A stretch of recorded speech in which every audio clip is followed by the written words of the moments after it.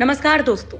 Corona से जुड़ी कुछ अच्छी खबरों के साथ हम फिर से हाजिर हैं। दोस्तों, कोरोना से संक्रमित मरीजों के मिलने का रोज नया रिकॉर्ड बन रहा है।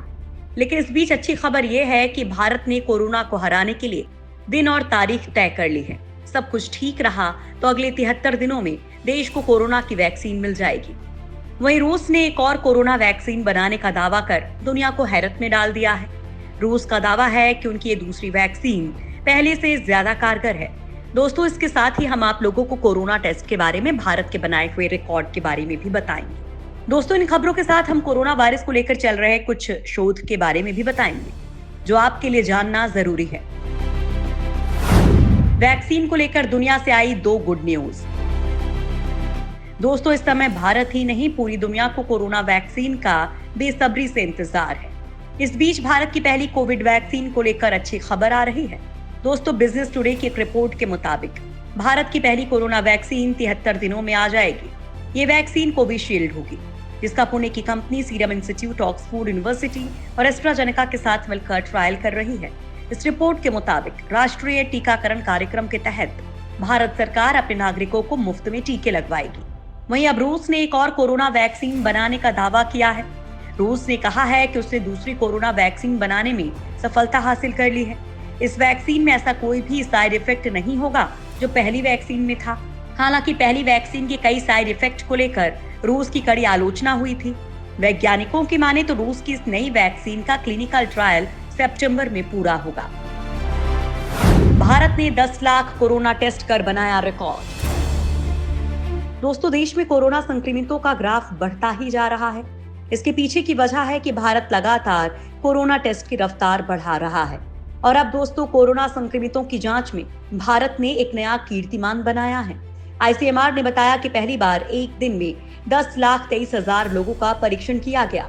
अब तक करीब 3,45,00,000 लोगों की कोरोना जांच की जा चुकी है। इसके साथ ही भारत सबसे ज्यादा टेस्ट करने वाला दुनिया का तीसरा देश बन गया है। अब सिर्फ चीन और अमेरिका ही भारत से आगे हैं। अप्रैल की शुरुआत में रोजाना करीब 4 से 5,000 परीक्षण किए जा रहे थे, लेकिन आज करीब 250 गुना ज्यादा लोगों की जांच की जा रही है। कोरोना पर काबू पाने के लिए स्वास्थ्य मंत्रालय ने मात्र 14 दिन में रिकॉर्ड 1 करोड़ टेस्ट कर डाले हैं।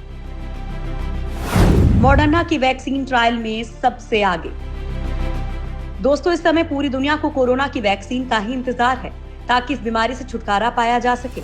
दुनिया के कई देश वैक्सीन बनाने की दिशा में काम कर रहे हैं, जिसमें अमेरिका की ड्रग कंपनी मॉडर्ना भी शामिल है। इस वैक्सीन के ट्रायल को लेकर एक अच्छी खबर सामने आ रही है।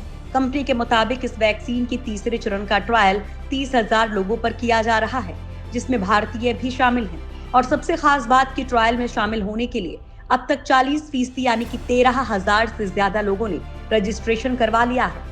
वैक्सीन की तीसरे चरण के ट्रायल में शामिल होने के लिए 18% ऐसे लोगों ने रजिस्ट्रेशन करवाया है जो अश्वेत या अफ्रीकन अमेरिकन, लैटिन अमेरिकी, भारतीय और अलास्का के निवासी हैं। कोरोना को खत्म करने के लिए बना अनोखा मरहम। दोस्तों, कोरोना वायरस ने पूरी दुनिया में कोहराम मचा रखा है। इससे निजात पाने के लिए वैक्सीन का इंतजार पूरी दुनिया कर रही है। वैक्सीन आने तक इसे रोकने के लिए दवा बनाने का काम भी तेजी से चल रहा है।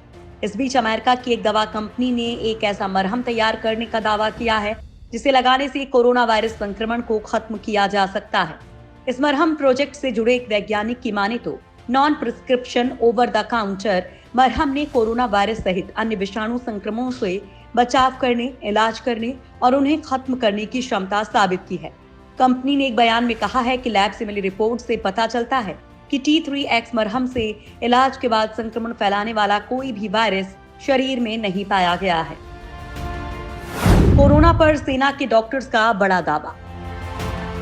दोस्तों, कोरोना की वैक्सीन नहीं आने तक देश में कोरोना का इलाज दवाओं से ही किया जा रहा है। ये दवाएं कोरोना संक्रमितों की जान बचाने में मददगार साबित होती हैं। अब सेना ने दावा किया है कि देश में पहली बार पुणे के 4 मरीजों पर फेफड़ों में उत्पन्न फाइब्रोसिस और सांस लेने में परेशानी का इलाज एंटी फाइब्रोटिक दवाओं से किया गया है और ये प्रभावी रहा है। Army institute of cardio thoracic sciences के शोधकर्ताओं ने पाया कि ये पद्धति कोरोना मरीजों के इलाज में बहुत ही प्रभावी है। साथ ही कोरोना मरीजों के लंग्स फाइब्रोसिस के इलाज के लिए नई रणनीति है। हालांकि सेना ने कहा है कि ये शुरुआती नतीजे हैं और इस क्षेत्र में और शोध किया जा रहा है। ताकि उन मरीजों की पहचान की जा सके जिन्हें इस पद्धति से फायदा हो सकता है। दिल्ली में कोरोना से मौत के मामले 75% घटे। दोस्तों, दिल्ली में एक वक्त ऐसा था जब वहां सबसे ज्यादा कोरोना संक्रमित मिल रहे थे। साथ ही मौतों का आंकड़ा भी लगातार बढ़ रहा था। हालांकि अब दिल्ली वासियों के लिए कोरोना से जंग के बीच राहत की बड़ी खबर है। यहाँ कोरोना से मौत के मामलों में 75% से अधिक की गिरावट देखने को मिल रही है। जुलाई महीने से ये सिलसिला जारी है। हर 10 दिन के अंदर कोरोना से मौत के आंकड़ों में कमी नजर आ रही है। आंकड़ों पर गौर करें तो 1 जुलाई से लेकर 10 जुलाई तक के बीच कोरोना से 497 मौतें हुई हैं। इसके बाद 11 जुलाई से 20 जुलाई के बीच 329 मौत हुई है। यानी 10 दिन के अंदर कोरोना से होने वाली मौत में करीब 33% से अधिक की कमी देखने को मिली है। वहीं 21 जुलाई से लेकर 30 जुलाई तक के बीच 246 मौतें हुई हैं। यूपी के 11 जिलों में होगा सीरो सर्वे। दोस्तों, यूपी इस समय कोरोना का हॉट स्पॉट बना हुआ है। यहाँ लगातार कोरोना मरीजों की संख्या में इजाफा हो रहा है और अब यूपी में कोरोना के कम्युनिटी स्प्रेड का पता लगाया जाएगा। इसके लिए सरकार ने प्रदेश के 11 जिलों में सीरो सर्वे कराने का फैसला किया है। अधिकारियों ने अगले हफ्ते से सीरो सर्वे के शुरू होने की उम्मीद जाहिर की है। यूपी की राजधानी लखनऊ में कोरोना का सबसे ज्यादा प्रकोप है। लखनऊ के अलावा ये सर्वे कानपुर, मुरादाबाद, मेरठ, कौशाम्बी, वाराणसी, आगरा, प्रयागराज, गोरखपुर, बागपत और गाजियाबाद में होगा। सीरो सर्वे से पता लगाया जाएगा कि संक्रमण कितने लोगों को हो चुका है। नतीजों के आधार पर यह माना जाएगा कि उस इलाके की कितनी आबादी संक्रमित हो चुकी है। साथ ही संक्रमण के खिलाफ शरीर में एंटीबॉडी विकसित हो गई है। बिहार में डीआरडीओ ने तैयार किया हाईटेक अस्पताल। दोस्तों, पटना में कोरोना वायरस के मामलों में तेजी आ रही है।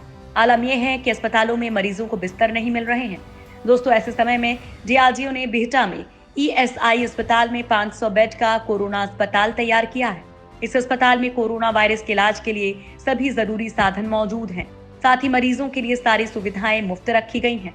इस अस्पताल में मरीज सीधे या फिर रेफर होकर भर्ती हो सकते हैं। यहाँ 125 गंभीर मरीजों को एक साथ भर्ती और इलाज करने की सुविधा है। इसके लिए यहाँ विशेषज्ञ डॉक्टर तैनात रहेंगे। यह अस्पताल रक्षा मंत्रालय के सहयोग से चलेगा। शुरुआती दौर में अस्पताल के लिए रक्षा मंत्रालय ने पटना एम्स के विशेषज्ञों से मदद मांगी थी। 500 बेड के इस अस्पताल में 375 सामान्य मरीजों के लिए भी बेड लगाए गए हैं।